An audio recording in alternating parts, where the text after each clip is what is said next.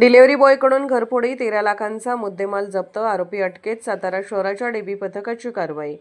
शाहूनगर परिसरातील आमराई कॉलनी येथील शिवालय अपार्टमेंटमध्ये झालेल्या घरफोडी प्रकरणाचा छडा लावत सातारा शहर पोलिसांच्या डीबी पथकाने एका डिलिव्हरी बॉयला अटक केली आहे।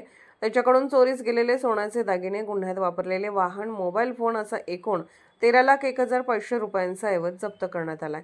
ओंकार नरेश बाबर वय 30, सध्या राहणार दिव्यनगरी पार्टे कॉर्नरच्या पाठीमागे शाहूपुरी सातारा, मूळ राहणार उडतारे तालुका वाई असे अटक करण्यात आलेल्या तरुणाचे नाव आहे।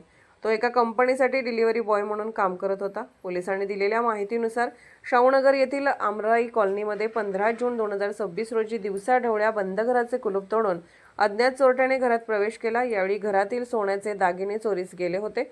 या प्रकरणी सातारा शहर पोलीस ठाण्यात गुन्हा दाखल करण्यात आला होता। गुन्ह्याच्या तपासासाठी पोलिसांनी तांत्रिक माहितीच्या आधारे संशयिताचा शोध सुरू केला।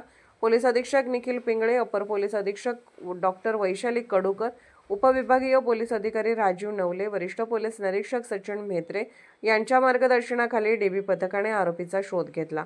आरोपीचा निश्चित पत्ता नसल्याने विविध ठिकाणाहून माहिती गोळा करण्यात येत होती।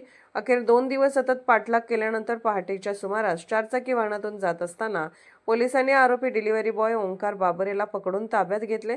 चौकशी दरम्यान त्याने घरफोडीची कबुली दिली। ही कारवाई पोलीस उपनिरीक्षक सुधीर मोरे, पोलीस हवालदार निलेश यादव, निलेश जाधव, विक्रम माने, प्रवीण कडव, पंकज मोहिते, तुषार भोसले, सागर गायकवाड यांच्यासह डीबी पथक, सायबर विभागातील अधिकाऱ्यांनी संयुक्तरित्या केली।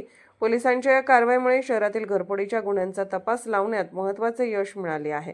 ओंकार बाबर हा एका कंपनीसाठी डिलिव्हरी बॉय म्हणून काम करत होता। डिलिव्हरीसाठी जाताना तो बंद घरे हेरून त्या ठिकाणी घरफोडी करत असल्याची धक्कादायक माहिती समोर आली आहे।